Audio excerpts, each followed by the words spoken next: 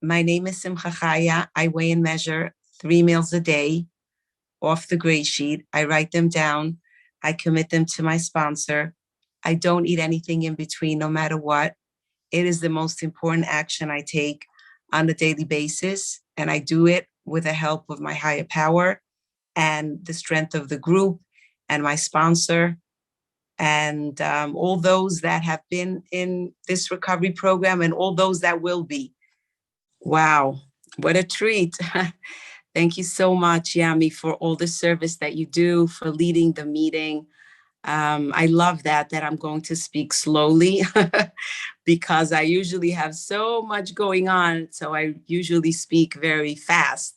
So intentionally, having the opportunity to speak slowly, that's totally higher power, encouraging me to slow down. And I've actually been, it's great to see all of you. Some of you I know, some of you I'm seeing for the first time, but we're all connected through this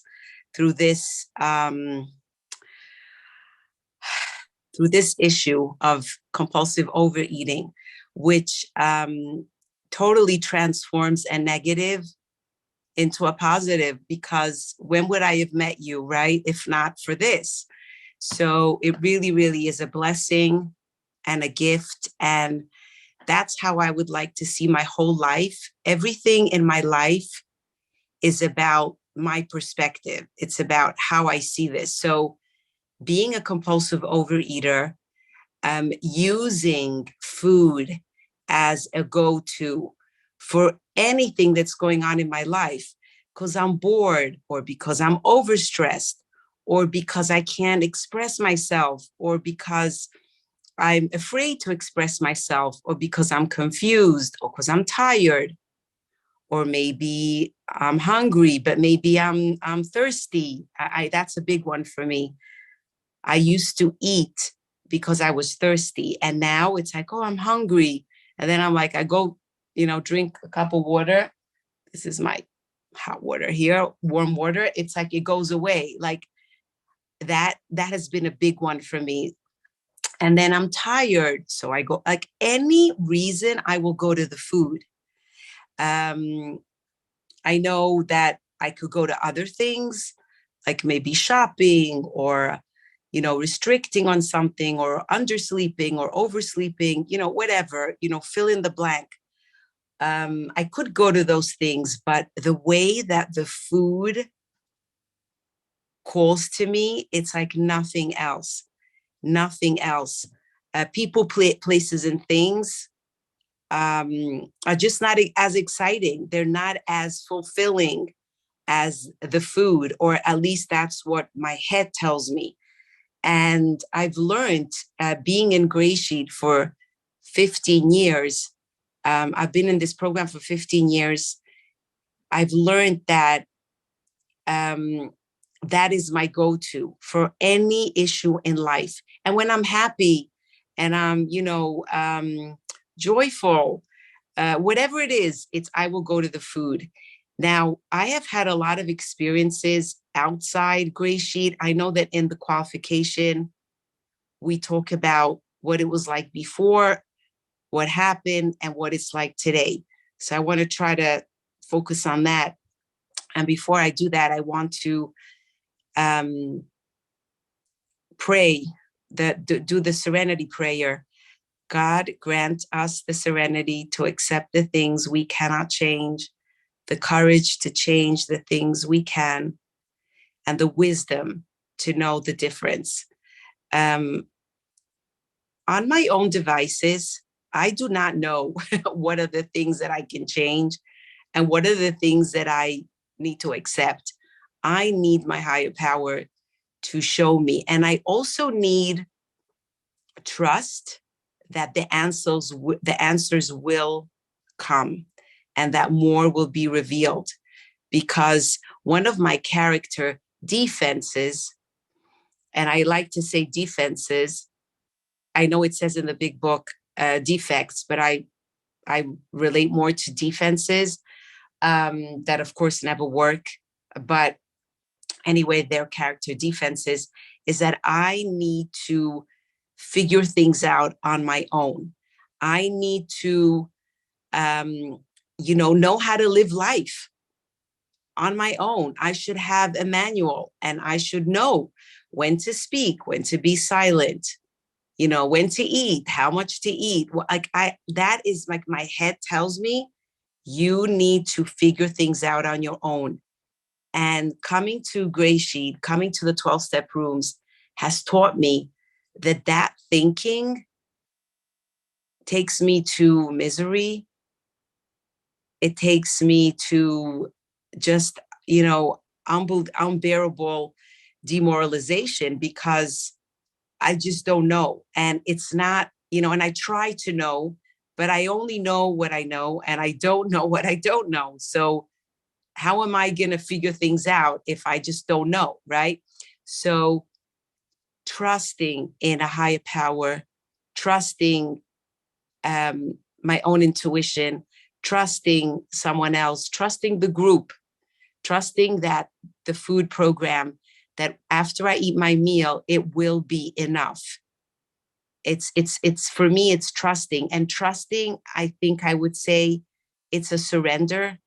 I think trusting is surrendering, to something greater than myself, be it the group, be it wisdom that has come before me, be it, somebody else's experience, strength, and hope, be it, the GreySheet. It's like, it's all about surrendering my life and my will to a higher power, because on my own devices, I make a mess. I make a big mess. So what was it like before I came into GreySheet? So I think I said it already, but I'll just summarize it. Anything that was happening, I would go to the food. That's number one. Number two, I would eat because I was so overwhelmed with life. I thought I needed to figure everything out on my own. Number three, I was not in tune with my emotions. And I didn't know what was going on with my emotions. So I would eat to numb it instead of, sharing it with someone. I would share when I was like at the height of like pain. I was in so much pain. And that's when I would reach out for help. So I would reach out for help, but it was like, I was like at the end of the rope, and I could still do that sometimes now. I think it's so brilliant that we are suggested, that we are told to make 3 outreach calls a day. I don't do that perfectly, but I do try to stay in touch with GreySheeters so that I can hear the message. We don't eat no matter what, because the food is never the solution. It's actually the solution that never worked, if that makes sense. It never ever worked. Never ever worked. I remember talking about body image, being extremely self-conscious about how I looked. When I see pictures, I wasn't so heavy.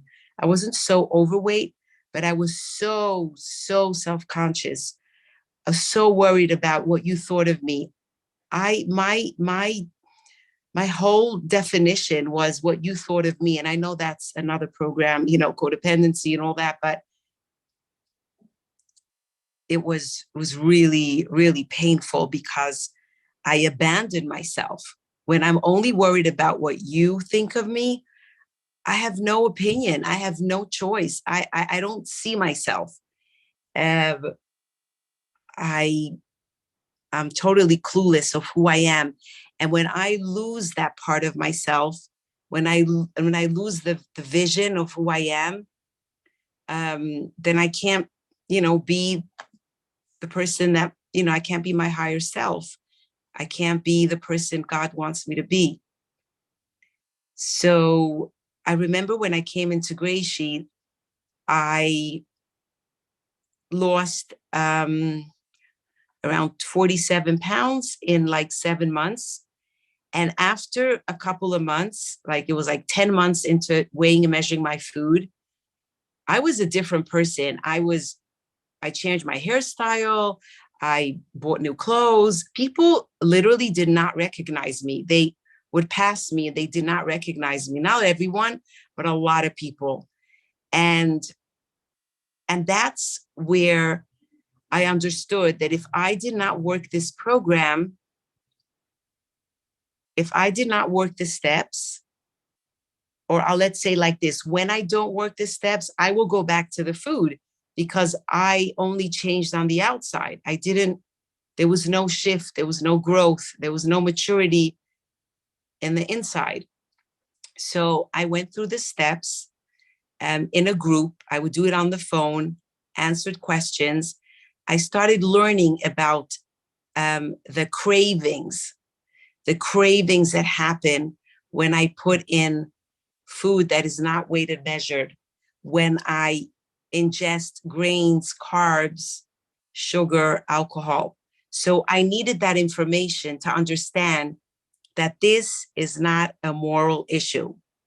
It's not about being good or about being bad or about cheating, on your diet. It's not a moral issue. It's just the way that my higher power made me. And coming to acceptance of that has taken, it takes every day to come to acceptance of who I am. But together with acceptance, there's also celebration, and there's also honoring and owning. I like that word, owning who I am. Like it's me, and I'm not going to discard any, how do you say, any part of me, the sensitive part, the compulsive part, the clueless part. But then there's the smart part, the talented part. There's the generous part. It's all of it. It's not, I've heard in the 12-step rooms that when we take step 4 and we do an inventory, it's really important to write the assets and not only the defects. It's really important to see the whole picture and not just, a little piece of it. So I started weighing and measuring my food. I thought I would do this for the rest of my life. I said, I'm always going to be abstinent. But then after 8 years of weighing and measuring, I started drifting off the meetings. And for like a year, I was doing a lot of healing work, like, forgiveness and, looking at, I was doing others, outside the 12-step rooms. And after 9 years, I picked up GreySheet food first, but I didn't weigh and measure. And then, then it was like, then it was like having a year and a half of abstinent and then relapsing and then, going back a year, and it's like back and forth. And I'm learning to accept my path in GreySheet. I would love to come here and say, I have 15 years weighing and measuring my food no matter what. Wow. What a victory, right? Like Simcha Chaya has this great victory. And when I was doing the first 8-9 years, there was some of that, arrogance, thinking that it was, God was helping me, but I was basically doing it. And, my relapses have really brought me into humility. I don't feel less than other people, but I do feel the powerlessness around food. I am not helpless. I am not hopeless, but I am powerless. I don't have power. I don't have the power of choice. I can't just eat 1 or 2 or measure it. I need to weigh and measure my food, commit it to a sponsor. I need to call in if I make a mistake. I need to be honest. It's not about perfection. It's about honesty. And that has brought me to honesty in my life. I don't know the answers to everything. I don't know what is good for others. I don't even know what's good for me. I literally do not know. Like, I mean, in my work, in my job, like I can see something and think like, oh, am I having a successful day today? You know, this much money came in, or these many people participated. I don't know. I don't know if having 3 people on the Zoom call, you know, is a successful whatever, or 100 people. Like, I have no clue. And not because I'm not smart, but just because I have a very limited perspective. Yet when I connect myself with a high power, with all of you, with the group, my perspective is expanded. It's expanded, and I can see beyond my own, you know, the cubit over here, like my mind. And last week I came back from a trip. I was in, so this is how it went for the last 2 months. I traveled, I live in Brazil, which is South America. So I traveled to Israel with my husband and 2 kids. Then we went with another child. We went to Italy to visit my married daughter. Then they went to Brazil and I stayed in Italy. Then my son got engaged. So I went to New York for a week. Then I went back to Italy. And then I went to Israel for the engagement party. And last week I came back to Brazil. And I got my 90 days in the middle of all that traveling. It's like, thank you. Thank you so much. I am so in awe of this, that this is possible. So was it me doing this? I stayed by people. I was eating, you know, like more simple. It wasn't in my home. I had to advocate for myself. I had to go shopping. I had to put this first. And I was able to do it, not like as I was in a war fighting everyone. No, it was organically happening because I put it first.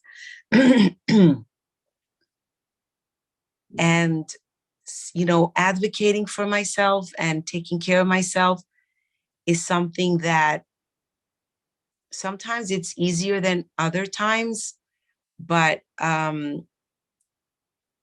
know that this is what higher power wants for me. And sometimes there are difficult decisions to be made around that, because I've heard like this: after me, you're number one. I don't know if you ever heard that expression. It's very powerful for me. After me, you're number one. I feel like I'm going to wrap up. I feel like I've spoken, you know, more than enough. And I would love to hear other people share. I just want to express gratitude to Yami for all the service and for asking me to speak. And I want to express gratitude to Maria for translating simultaneously. Wow, that's such a talent, such a gift. And for every single one of you that is here, it's, you know, you bring your energy, your presence, you bring your abstinence, you bring your willingness. And I need that. I need to do it together with you. I can't do this alone. I've tried, and not because I'm so spiritual, but I just cannot do it on my own. So I'm really grateful for every single one of you. And I'm looking forward to hearing your shares. I speak Spanish and Portuguese and Hebrew and English. So I know that is such a gift from my higher power that I can communicate, you know, but I know that the greatest language for me has been the language of the heart, to speak my truth and to be honest around where I am. So I am a compulsive overeater in recovery. I do this one day at a time. one meal at a time, no matter what. And I do this together with all of you. Thanks.